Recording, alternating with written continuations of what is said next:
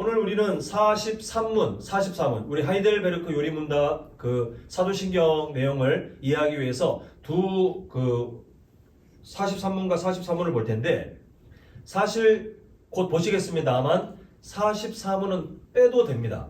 우리한테 사실 그렇게 해당이 안 되는데, 그래도 이왕이면 이런 게 있구나라고 우리의 그 신앙적인 상식의 폭을 넓히기 위해서 먼저 다루겠습니다. 43문을 뒤로 빼는 이유는, 거기에 우리가 집중하고 44문은 간단하게 그냥 우리의 신앙의 상식을 그냥 다루는 내용으로 했으면 좋겠는데요. 제가 44문 질문을 읽겠습니다. 왜 사도신경에는 음부에 내려가셨으며 라는 말이 덧붙여져 있습니까?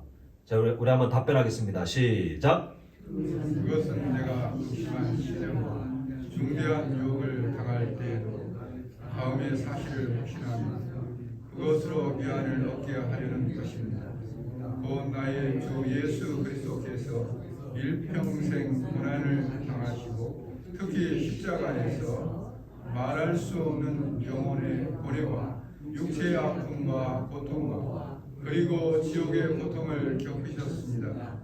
그것을 통해 그리스도는 지옥의 고뇌와 고통으로부터 나를 구원해 주셨습니다. 자, 질문에 우리가 지금 휙 지나갔지만 사실 성도님들이 보면 이렇게 고개를 갸우뚱할 내용이 있어요. 질문을 다시 한번 보여주시면요. 왜 사도신경에는 음부에 내려가셨으며 라는 말이 덧붙여져 있습니까? 라고 되어 있는데, 사실 우리가 고백하는 사도신경에 이런 말이 있을까요? 없을까요? 없습니다.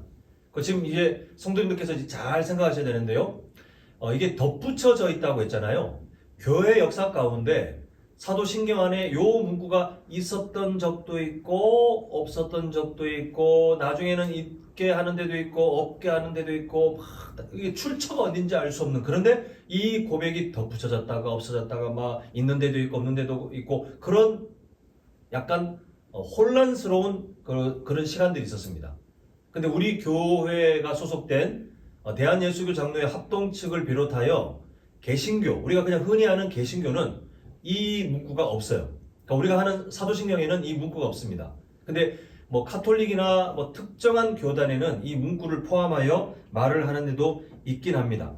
근데 문제가 뭐냐면 음부에라고 되어 있는데, 이 음부라고 번역된 원래 헬라어에는 지옥이라는 의미와 함께 무덤이라는 의미도 있고 다양한 의미들이 있는데, 이걸 지옥이라고 해석하면서 다른 교단들은 어떻게 보냐면, 예수님이 십자가에 죽으시고 무덤에 장사되시죠. 그 다음에 지옥으로 내려갔다, 이렇게 해석을 합니다. 천주교는 연옥에 갔다. 해석하는 게 성경에서 지지하지가 않거나 지지하기 힘든 그런 해석들을 갖고 와요.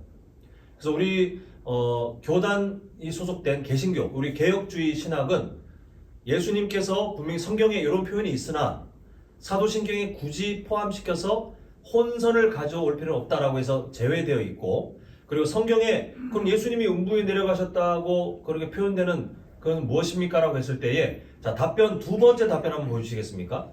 두 번째 우리 화면이 있었죠. 두 번째 답변을 보면 어떤 내용이냐면 요걸 기억하시면 됩니다. 자, 보면 지옥의 중간에 지옥에 뭘 겪으셨다라고 되어 있죠? 예, 지옥에 내려가신 것이 아니라 이걸 지옥 강하라고 믿는 교단들이 있는데, 예수님이 십자가에 죽으신 다음에 무덤에 가신 다음에 또 그 다음 절차로 지옥에 내려가셨다가 아니라, 우리 교단에서 이해하는 바는 예수님이 음부에 내려가셨다, 이거는 두 가지 의미. 하나는 무덤에 갇히셨다, 또는 지옥의 고통을 십자가 위에서 당하신 거예요. 십자가 위에서. 그 앞에 내용이 약간 잘렸는데, 특히 십자가에서 말할 수 없는 영혼의 고뇌와 육체 아픔과 그 다음에 지옥의 고통을 겪으셨습니다라고 이 답변이 이게 이어지거든요. 예수님이 십자가에서 그냥 못 찔리고 뭐 좀 출혈 있고 이게 중요한 게 아니라, 우리가 이미 알잖아요. 하나님이 저주, 죄인들이 당해야 될 저주를 퍼부으시잖아요. 그걸 십자가에서 다 당하셨다는 겁니다. 지옥의 고통까지 다 우리가 당했어야 될, 우리는 그렇게 믿고 그냥 상식적으로 음부에 내려가셨으며 라는 표현을 고백하는 그런 것도 아주 드물지만 있구나. 근데 우리는 그렇게 고백하지 않고 그냥 예수님께서 십자가에 죽으시고 장사 지낸 바 되셨다가 그다음에 부활로 바로 넘어가는 게 일반적인 개신교의 신앙 고백이구나. 이렇게 상식적으로 우리가 이해하면 되겠습니다. 자, 이제 43문으로 가겠는데, 자, 우리가 42문을 먼저 한번 기억을 좀 떠올려 봐야 되겠습니다. 42문에 어떤 게 있었냐 하면 죄의 문제가 해결되었다고 하는데 왜 그리스도인들은 죽느냐? 이런 질문이 있었는데 그 답변을 보니까 예수님을 믿는 사람들의 죽음이 사실 맞잖아요. 우리도 죽잖아요. 다 예수님 믿는데 죄의 문제가 해결됐는데 왜 죽지? 라고 봤더니 그게 저주가 아니라 유익이었다라는 것을 보았는데요. 크게 두 가지를 기억해 보시면 죄 짓는 삶을 우리가 벗어날 수 없었는데 죽음이라는 관문을 통과하면서 더 이상 이제는 죄를 안 지을 수 있구나. 유익을 첫 번째 받고, 두 번째는 뭐냐면 우리는 육신을 갖고 있는 한 계속 고생이에요. 특히 시간이 지날수록 우리의 육신이 점점 쇠약해지면서 더 고생해요.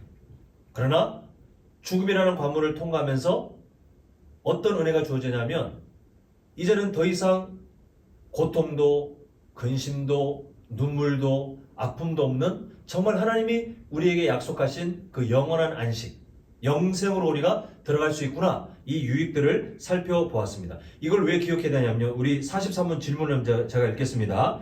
그리스도의 십자가의 제사와 죽으심에서 우리가 받는, 그 다음 뭐라고 됐습니까? 또 다른 유익. 42문의 내용이 뭐냐면 예수님의 죽음이 우리의 죽음과 연결되어 받는 유익이 있었구나. 그걸 발견했는데 또 다른 유익이 있더라가 이제 43문이에요. 자, 한번 답변 보겠습니다. 같이 한번 고백합니다. 시작. 그리스도의 죽으심을 통해 우리의 옛사람은 그와 함께 십자가에 못 박혀 죽어 무덤에 묻히게 됩니다. 그리하여 육신의 사악한 정욕이 더 이상 우리를 지배하지 못하게 되고 오히려 우리 자신을 그분께 감사의 제물로 드리게 됩니다. 예, 내용은 자세하게 이따가 설명을 드리겠는데 43문은 뭐와 연관이 되어 있냐면 그리스도인들의 성장, 신학적인 용어로 바꾸면 성화, 거룩하게 변화된다. 성화와 관련되어 있어요. 우리가 예수님 믿는 것은 마치 갓난아기가 새롭게 생명으로 태어나는 거와 같다라고 다 아시죠? 거듭남. 그러면 갓난아기는 태어나서 성장하는 게 정상입니다. 마찬가지로 우리도 예수님 믿고 하고 새롭게 태어났으면 이제 자라게 되어 있는데 그걸 누가 인도하시냐면 하나님께서 너희들이 그냥 다 알아서 해 라고 던지지 않으시고 그걸 돕기 위해 그 일을 이루기 위해서 우리에게 선물로 보내주신 분이 바로 성령 하나님이세요. 그 하나님께서 우리를 도우시는 것이 성화, 그리스도인의 성장인데, 자, 그러면 이게 왜 연결되어 있느냐? 오늘 우리 본문 읽었던 히브리서 11장 19절을 다시 한번 보면 이삭에 대한 비유죠. 아브라함이 하나님의 명령을 듣고 모리아 산에서 이삭을 하나님 앞에서 죽이려고 하는 찰나 하나님께서 이삭아, 아브라함아 하면서 멈추시잖아요. 그 내용을 다루고 있는데 보시면 반복되는 내용이 있습니다. 혹시 발견할 수 있겠습니까? 19절에 지금 본문에 보시면 반복되는 문구가 있죠. 죽은 자 가운데서. 또 뒤에 보면 또 죽은 자 가운데서. 자, 지금 이거를 잘 보셔야 돼요. 이게 중요한 내용입니다. 이삭이 실제로 죽었습니까? 안 죽었습니까? 안 죽었죠? 그런데 하나님께서는 어떻게 하시냐면 이삭이 실제로 죽은 것은 아니지만 마치 그 19절 중간 뒤에 보면 비유하건대 그를 죽은 자 가운데서 도로 받은 것이니라. 이게 무슨 말씀이냐면 실제로 이삭이 죽진 않았습니다. 근데 하나님께서는 이삭이 죽을 뻔했던 그때 하나님께서 개입하셔서 그만 내가 네 마음 받았다라고 했던 그 사건을 어떻게 또 받으시냐면 이삭이 죽은 것처럼 마치 정말 죽은 것처럼 그런데 하나님께서 멈춰라고 해서 다시 그 생명을 지켜주시는 것이 죽었던 이삭을 다시 살려주시는 것처럼 하나님께서 받으셨다는 거예요. 아브라함이 죽이진 않았지만 하나님께서 정말 죽인 것처럼 받으셨다는 거예요. 그리고 하나님께서 그만 하신 것은 죽이려고 하는 것을 실패시킨 것이 아니라 아브라함의 그 마음은 정말 순종해서 이삭을 죽인 것과 같이 했는데 하나님께서 막으심을 통해 이삭을 부활시킨 것처럼 만들으셨다. 그래서 그 뒤에 19절 뒤에 보면 비유컨대 그를 죽은 자 가운데서 도로 받은 것이니라 이렇게 히브리서가 해석을 해주고 있는 것입니다. 자, 이게 왜 우리와 연결되냐 하면 예수님께서 십자가의 죽으심이 우리에게 어떻게 작용하냐면요. 우리 예전에 한번 다뤘던 적이 있는데 기억나실지 모르겠습니다. 로마서 6장에 가보면 또 4장에도 가보면 우리가 예수님의 십자가의 죽으심에 연합한다. 그리고 우리가 예수님의 부활하심에도 연합한다. 이런 내용을 우리가 한번 깊게 다룬 적이 있는데 기억나십니까? 하나님께서 우리에게 이루시는 그 구원이 바로 그런 의미가 있어요. 마치 우리는 예수님 믿고 실제로 죽으셨다가 다시 살아난 후에 나 예수님 믿게 됐구나. 이걸 확신하신 분 안 계실 겁니다. 아무도 안 계실 거예요. 우리는 죽음을 실제로 경험한 적이 없습니다. 아직까지는. 그런데 성경은 뭐라고 말하냐면 우리가 실제로 죽은 적은 없지만 예수님 믿음을 통해 하나님 나라의 행정 절차에 의하면 우리는 느끼지 못한다 할지라도 우리를 십자가에 달려 죽으신 예수님께 연합시켜 버렸어요. 이따가 다시 한번 다룰 텐데요. 연합시켜 버렸어요. 그래서 죽은 적은 없지만 마치 죽은 존재처럼 하나님이 받으셨다는 겁니다. 그리고 이제는 부활하신 예수님께 우리를 또 연합시켜 버리셨어요. 우리가 느끼지 못한다 할지라도 시켜 버리셨어요. 그리고 우리를 부활하신 그 예수님과 동일하게 부활할 거듭난 존재로 하나님이 받으셨다는 거예요. 새로운 피조물로 받으셨다는 거예요. 지금 그 일이 왜 중요하냐면 그렇게 하여 우리에게 주어지는 유익이 뭐냐면 성화, 예수님의 죽으심에 연합되고 또 살아나심에 연합되어서 우리가 누리게 되는 유익이 뭐냐면 성화가 허락되는 거예요. 내가 지금 이제 너 학교에 입학은 시켜주는데 졸업은 너 능력이요. 이거 외국의 대학들이 그런 절차를 많이 밟는데 하나님께서 그렇게 하시는 게 아니라는 거예요. 입학은 시켜줄게. 구원이라는 그 학교에 입학은 시켜주는데 졸업은 너의 능력이야.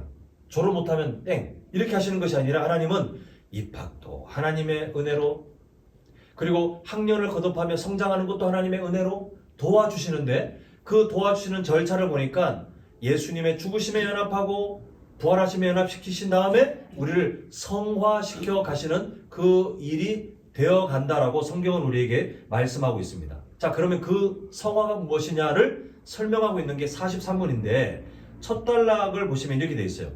우리의 옛사람은 그와 함께 십자가에 못 박혀 죽어 무덤에 묻히게 됩니다. 이렇게 말하고 있습니다. 우리의 무슨 사람이요?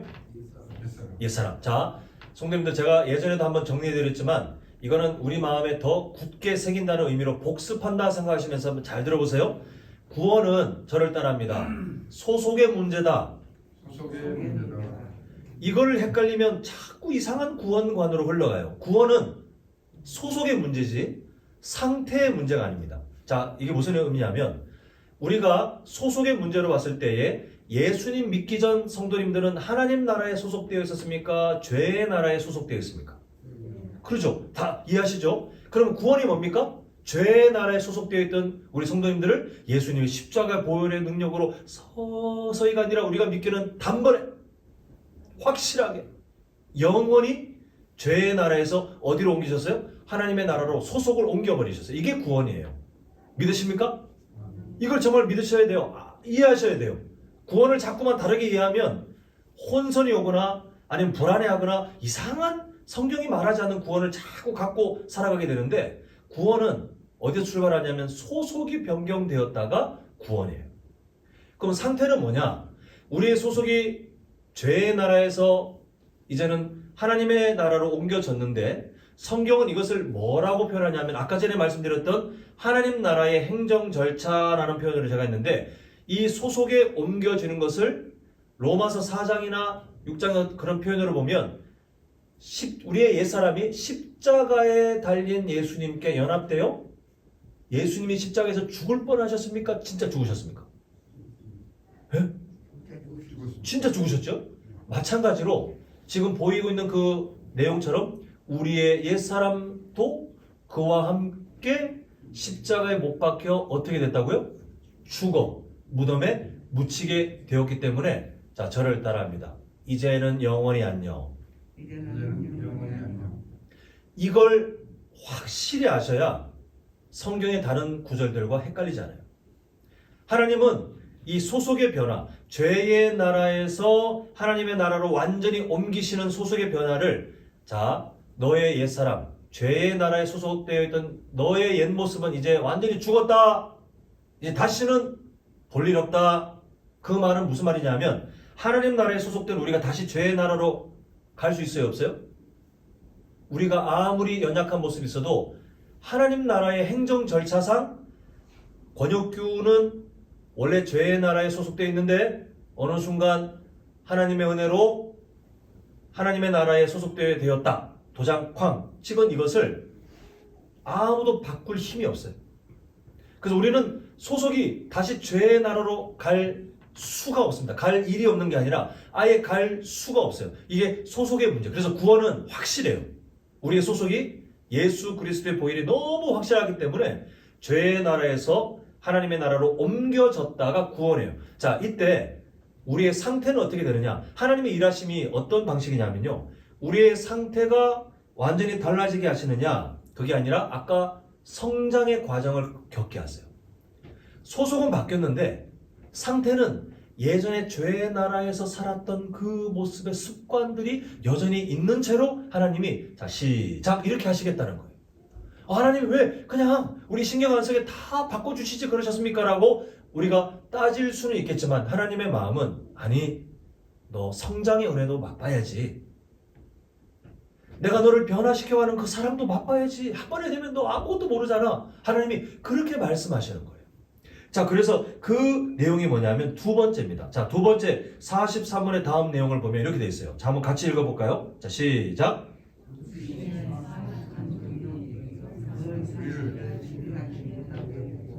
예, 아까 말씀드린 것처럼 구원은 상태의 문제입니까? 소속의 문제입니까? 소속이. 그렇죠. 소속이 달라진 게 구원. 여기서 출발되는 거예요. 상태는 아직 아무런 상관이 없어요. 상태는 우리가 어찌할 수 있는 영역의 문제가 아니에요. 그거는 하나님께서 그렇게 허용해 주시는 거예요. 자, 우리는 이렇게 소속이 달라졌습니다. 근데 우리가 여전히 예전 상태, 죄인의 습관들을 갖고 있기 때문에 소속은 이미 하나님의 자녀이고, 소속은 이미 천국 백성이고, 소속은 이미 의인인데, 우리가 지난 일주일 돌아보시면 참 하나님께 부끄러운 일들이 많이 있죠. 그죠? 그게 정상이에요. 성도님들이 특별하게 잘못해서가 아니라, 특별하게 못나서가 아니라 그게 정상입니다. 왜냐하면 소속은 완료되었는데 상태의 변화는 하나님이 서서히 바꾸겠다고 선언하셨기 때문에 그래요. 자, 우리 한번 로마서 6장 10절을 한번 보시면요, 화면을 보시면 이렇게 하죠. 예수님에 대한 설명입니다. 그가 죽으심은 죄에 대하여 어떻게 죽으셨다고요? 단번에. 예수님의 죽으심과 살아나심은 확실하다는 거예요. 자, 그 다음 그가 살아계심은 하나님께 대하여 살아계심인. 이게 무슨 말이냐면 예수님의 죽으심과 부활하심, 그 일들은 우리의 모범이 되시기 때문에 그 어떤 틈도 없이 확실하게. 자, 이제 11절을 봐야 됩니다. 11절은 같이 한번 읽어봅니다. 시작. 이와 같이 너희도 너희 자신을 죄에 대하여는 죽은 자요 그리스도 예수 안에서 하나님께 대하여는 살아있는 자로. 그 다음에 여기가 중요해요. 뭐 할지어다? 여길지어다를 딱 보시면 진짜 그렇다라고 하는 것 같습니까? 아니면 그런 것처럼 생각하라인 것 같습니까? 그렇다라고 생각하라. 여길지어다. 지금 11절의 내용을 보시면요, 이와 같이 너희도 너희 자신을 죄에 대하여 죽은 자인 것처럼 뭐하라? 아직 완벽하게 그 상태는 아닌데 그렇게 여길지어다, 생각하라. 그리고 그리스도 예수 안에서 하나님께 대하여 이제 완벽하게 살아있는 자가 아직 아니지만 살아있는 자처럼 뭐하라? 여길지어다, 생각하라요. 소속이 변화되었지만 상태는 아직 성장 중에 있기 때문에 그 괴리감, 내가 분명히 하나님의 자녀인데, 분명히 성경은 내가 의인이라고 했는데, 내가 구원받은 사람이라 했고 천국 백성이라 했는데 왜 나는 아직도 이렇지라고 하는 이 격차가 생기는 이유가 당연하다 말씀드렸죠. 근데 뭐라고 권면하고 있냐면, 그럼에도 우리의 지금 소속이 이렇게 이미 하나님 앞에 허락되어서 완전히 십자가에 죽은 자처럼 하나님이 소속을 바꾸셨고 살아있는 자처럼 소속을 바꾸셨다는 것을 그렇게 여기고 믿고 확신하고 일단 살아가라. 그 다음에 상태 변화를 우리가 순종하며 따라가면 된다는 거예요. 우리는 자꾸 상태의 변화를 자꾸만 구원의 근거로 생각하려고 할 때가 있습니다. 하나님 나라 입국 심사 서류가 다 끝났어요. 이미 도장 다 찍혀 있는데 자꾸만 우리 예전 나라의 언어, 예전 나라의 행동 습관이 남아 있는데 하나님 나라가 와보니까 법이 다르거든요. 이렇게 하면 안 되는구나. 내 습관이 이렇게 돼 있는데 이거 바꿔야 되겠구나. 이걸 깨달을 때마다 뭘 아셔야 되냐면 내가 이미 소속은 하나님 나라 백성이지만 아직 참 습관이 잘 안 바뀌네. 습관을 바꿔가는 게 내가 앞으로 해야 될 일이겠구나.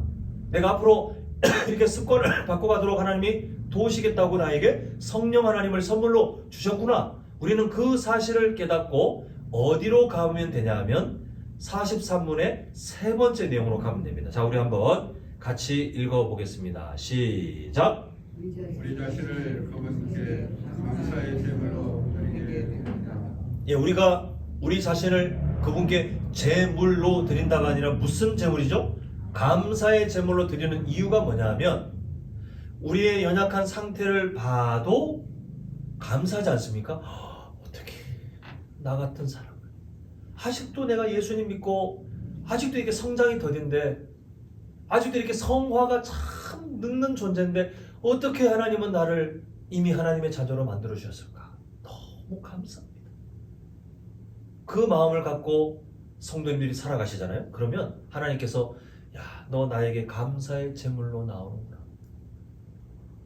또 우리가 그런 연약한 모습을 봄과 동시에 살아가면서 때로는 하나님께서 은혜 주실 때 하나님이 정말 나를 바꿔가시는구나. 예전에 몰랐던 이 말씀의 은혜를 깨닫게 하시고 예전에는 내가 알고 있었지만 순종하지 못했던 것을 순종하게 하기도 하시고 내가 이게 죄가 아닌 것처럼 덮어놓고 살았는데 하나님이 깨닫게 하실 때 양심의 진림이 있고 막 그러다가 깨닫게 되었을 때에 하나님 나를 성장시켜 주시는군요. 한없이 연약한 것만 보는 것이 아니라 나를 바꿔가시는 하나님의 그 일하심을 볼 때 우리는 또 어떤 마음이 들어요? 감사의 마음이 들어요. 그 감사를 가지고 우리가 또 일상을 살아갈 때 하나님이 그래 너 나에게 감사의 제사를 가지고 나오는구나. 우리는요 바른 구원관을 갖고 있으면 연약한 자리에서도 감사가 다시 시작되고 하나님의 한없는 은혜와 성장의 기쁨을 맛볼 때 그때 또 당연히 감사하게 되고 우리는 어떻게 하든 무슨 제사로 나아갈 수밖에 없어요? 감사의 제사로 나아갈 수밖에 없어요. 이제 말씀을 맺고자 합니다. 하나님께서 우리를 상태의 문제를 그냥 우리가 고민하지 않게 단번에 바꿔주지 않으신 이유를 아까 말씀드렸죠? 하나님께서 어떻게 일하시는지 우리가 또 말씀을 가지고 어떻게 살아가는 그 기쁨이 뭔지 우리 이번 한 해 함께 꿈꾸는 우리 비전처럼 말씀으로 살아가는 것이 뭔지를 우리가 이미 다 성화되어 있으면 우리는 무슨 고민을 하고 무슨 노력을 하겠습니까? 이미 가만히 있으면 다 되잖아요.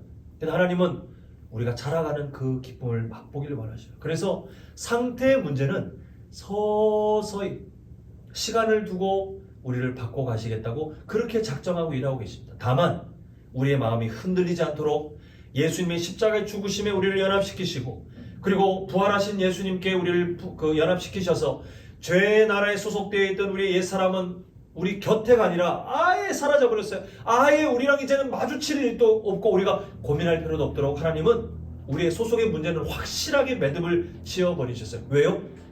불안해하지 않도록 확신하도록 감사하며 살도록 하나님은 우리의 하나님 나라 입국 심사는 이미 다 끝나버렸어요. 그러므로 우리 성도님들 이러나 저러나 우리의 모습은 결국 화면에 보이는 내용처럼 감사밖에 없으니 우리 성도님들이 앞으로 살아가는 그 삶의 걸음걸음마다 또 어떤 상황이 있든 또 때로는 우리의 연약함이 발견된다 할지라도 그마저도 하나님께 감사의 제사가 되는 조건들로 잘 붙으셔서 우리 성도님들이 앉으나 일어서나 하나님께 감사로 기쁨으로 찬양으로 살아가시는 복된 우리 삶의 예배자가 되어 가시기를 간절히 소망합니다.